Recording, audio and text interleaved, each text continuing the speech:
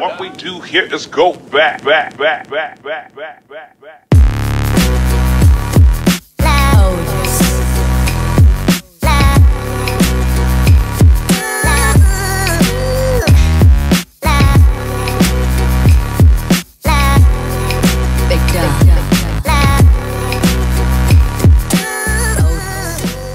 Come to Miguel's boxing gym in Brixton, London, to come see undefeated cruiserweight boxer and southern area cruiserweight title holder Isaac Chamberlain. So how old were you, when you started getting into boxing? I was about 12 and a half. You know, I went into the boxing simply because obviously my mum didn't want me to go down the wrong route, because my cousin, you know, when he just passed his GCSEs, he was obviously involved in a lot of gang violence and he passed away. You know, straight after his GCSEs, he was in some sort of gang knife fight. You know what I mean? And, you know, the family was a bit shaken up by that. And obviously, they just brought me to the gym, you know, because they didn't want me to go down that route. So, kind of fell in love with it from there, then, I'm guessing. Yeah, the sweat on the walls and the bags, it was just spit and sawdust. This is the first gym that I came to, Miguel's boxing gym. And yeah, it was like I just fell in love with it first. The smell of the gloves, everything. It was such a different experience. Yeah. And the reason why that I stayed committed is because the fact that even though you're crap, you're no good, the coaches will always say, yeah, you can be a world champ, yeah, you can do something. And I never heard those words of encouragement from my teachers, from my parents, nothing, you know. I heard it from them, and it was like, wow, they actually think I can be something. And I was like, you know what, I'm going to keep coming to impress them. I'm going to keep coming. Even though I was beaten up, bust nose, bust lip, whatever. I used to walk home with my hand wraps still on so I can show everyone, look how these boxers' hand wraps look. Walking down the road and stuff. Yeah, epic, man. You think boxing helped you stick to the right path and obviously live a good life? Definitely. It brought out, I think, in a way, the best in me, you know. Yes. And how I see life and how I see it differently. Yeah, different mindset. Yeah, definitely. Yeah. No, I'm with you on that. What else inspired you to get into boxing? Or who might have inspired you to get into boxing? Part of it was my uncle, simply because like we used to go over to his house like once in a long while, like, and it would look like he's in cribs or something, and it would look sick, this customized car, and I was like, right, I want all this nice stuff. Yeah. And he gets to beat people up for it. You know what I mean? So I was like, wow, this is amazing. Like, that inspired me as well, and just the lifestyle, you know. Yeah, you want the same lifestyle as friends and family and things. Yeah, I just wanted to be something, you know. I didn't know, but I just wanted to be something. Like, and I'm one of those people, whatever I'm doing, I put everything into it. Yeah, 100%. So if I was going to be a doctor, I would have been the best doctor, you know, ever. Like, yeah, no, that's the commitment. Yeah, definitely commitment. That's what people need. Yeah. And what was it like growing up, obviously, in the area of Brixton, you know? But we've heard of the Brixton riots up north, and you know, obviously. I think that was before my time, like before I woke up. Yeah. Before I woke up. Before. Before you were born. Yeah, before I was born. But yeah, it was always a bit tough. Now it's a bit better. It's gentrified, you know, and I think it's a lot better now. But before, when I was growing up, it was crazy. So you couldn't go around to certain areas, or you always get stopped. Oh, where are you from? Blah blah blah. You always get stopped. Everyone always had knives and stuff on them, you know, and like everyone was always getting robbed and stuff. Like you had to, you know, be very streetwise, you know, to get away. To survive. Yeah, definitely. It was crazy, like, and you had to know how to fight on the street as well, or just. Because obviously, a street fight is completely different to obviously a boxing fight, as you can probably definitely imagine. It is, yeah, you think it's the same. Like I see a lot of street fighters coming to the gym. And then they want to spar, but they realise it's Queensberry rules, and like they just get this crap beaten out of them, and then they just know it's different. Like, you know, they realise what a tough sport this is. Yeah, you know, that's true. But hard work and dedication. Oh, yeah, everything. I mean, your uncle, Ted Bammy, former European light welterweight champion. Obviously, he's your trainer and your uncle. He was supposed to come today. But, yeah. You know, yeah, he had a class to run before. So obviously, busy man still. Yeah, that's busy, good. yeah. Obviously, it's good to keep busy. I mean, what effect do you think he has on your style of boxing? Do you ever watch some of his fights? And yeah, I definitely watch some of his fights. He has a very good effect, simply because, like, he wants me to fight like him. Yeah. You know, quick and combinations. Keep it in the family. Yeah, but it's good because there's no cruiserweight really that has the speed and the explosiveness since David Haye. Apart from me, that's what people are saying on news stuff and stuff, and that, you know. So it's that's what he's trying to imply, that old school graft, the old school technique, explosive power and speed, and really like grafting. Yeah. You know, most people that it's like, I don't know, man. They're not as gritty as they used to be in the 90s and stuff. Now it's a bit different. Do you know what I mean? And he's trying to instill that toughness, that grit of training into the training now.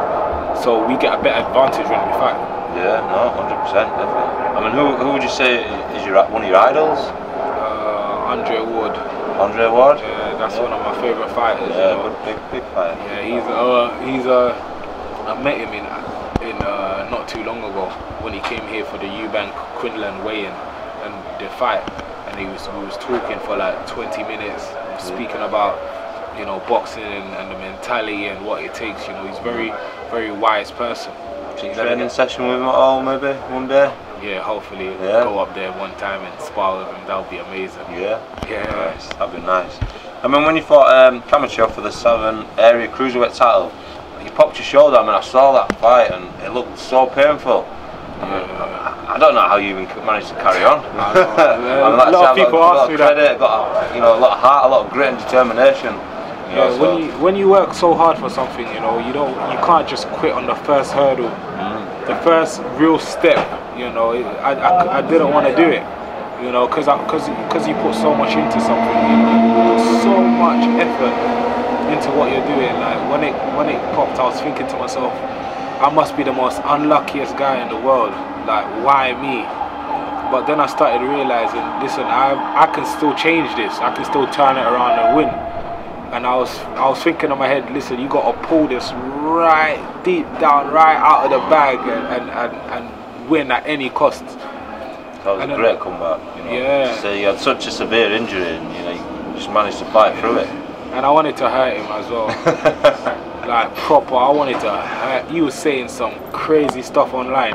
Yeah. You know, I'm a church boy. Go back to church boy. You're just a little boy. You don't deserve to be in the same ring as me. And everyone was saying, everyone was trying to kind of saying, oh yeah, he's gonna lose. He's only had 5 fights. He's only 22. You know, Camacho is 31. 10 knockouts in 16 fights, big, tall southpaw. No one really wants to fight him. He was quite avoided. So when everyone was just like, you know what, boy, Camacho will beat this guy, you know. And then I just showed him. You know, they were measuring the height, they were measuring his punch power and all that. But the thing that you can't measure heart. Heart and determination. You can't measure that. That's something what's from inside. Yeah, definitely. And that's what I showed. I knew, listen, because I've sparred so many rounds while I'm tired. I knew that if I'm tired and he's tired, no matter how many times he's done rounds, I will outlast him. Because that was my mentality. That whatever happens, if me and him was on the treadmill, guarantee he'll get off first. Because I'll die on that treadmill. Because there's no way you will outlast me. Is that how you see fights, do or die? Sometimes you might have the skill set is the same, but it might come down to attrition. You know, it might come down to how hard, like, you know, the fight is close, but you need that little bit more to edge it out. And that's what I was focusing on. You know, I was focused on just, if it gets to that zone, if it gets to that deep water, do or die zone, I know I'm coming out on top. You know, I was hurting him. When I popped it back in, I started using it again, and he was thinking, what the hell is this? You were thinking you a machine? Yeah, I remember when I was hitting him, and he was like, and his eyes were open, like, oh my goodness, couldn't believe it. Yeah, and you know, little things like that will edge me on to carry on, to know that you're breaking. I've been broken many times in the gym. That's why when it's fight time, you can't break me. Do you know? So yeah. I mean, before your first fight, you went to America to spar with Deontay Wilder. Oh yeah. Yeah. I mean, how do you think? Well, how would you rate him amongst some of the heavyweights? You know, the British heavyweights, for example. Yeah, his punch power is like a sniper rifle. Like it's like pow when you want to go sleep. He's seriously like explosive, you know. Like, and most people underestimate him, his determination. Like he'll go rounds and rounds nearly every day just sparring, you know. And yeah, he hits very, very hard, you know. And it was a very, very good experience, you know, training out there, seeing how a proper established world champions camp is. You know, it was amazing, man. No, I can appreciate that. I mean, you also give a lot back to the community. Yeah. You become a patron for the Streatham Youth and Community Trust. Can you tell us more about that? Yeah, I became a patron because you know, I do a lot of help in my community. You know, that's where I'm from. That's where I'm staying at right now. Like I'm living in Streatham. You know, it's a really good thing. I really like helping the kids and helping the community because they need somebody to look up to. You know, like it's right when you grow up in these poor parts, like you don't really have anyone to look up to. You don't really have no one to be like, listen, he came from where I am and he can do and look where he is. Oh, I can do the same thing. Yeah. That's why I try to do the best I can to motivate these kids, know that listen, there's more to life than going the wrong way. People want fast money, fast stuff. You know what I mean? It's not the way. You have to work hard, earn your way, and graft your way up. Do you know what I mean? Definitely. No, that's a very positive role model for yourself. Yeah, definitely, bro. I mean, sponsors obviously play a huge role for yourself. For any professional boxer, I mean, what role do sponsors play for you? Yeah, they're really important. Like they allow me to train full time. You know, they're very important in a boxer's career because you imagine having to balance work and training. Yeah. Like you can't really get the best out of yourself because after training, what you need to do is rest. You can't just, you know, do a night job and then you've rested. Like you have no rest. You know what I mean? So they play a very important role, very, very important role. So you know, thank you to all the sponsors. Can I name my sponsors? Yeah, of course. Yeah. There's Martin and Conley, Carter and Haynes, Fastline Steel Services. You know, there's Beyond Borg as well, and Equilibrium Total Balance. Quite a few sponsors there, yeah. Yeah, they all help in their different ways. You know, and. You know, I just want to thank all of them for making, you know, Team Chamberlain rise up to the best, you know, to the top. And then, but I'm working my way up there anyway. Yeah, definitely. And thank you to the main man, David, and Combo Nation. What would you say your goals are in life then with boxing? Be a world champion. Yeah.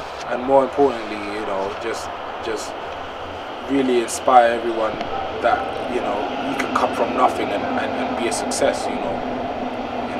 I want to be more than just a boxer, more than just a world champion. And do positive things outside and the community. Yeah, definitely. That's good.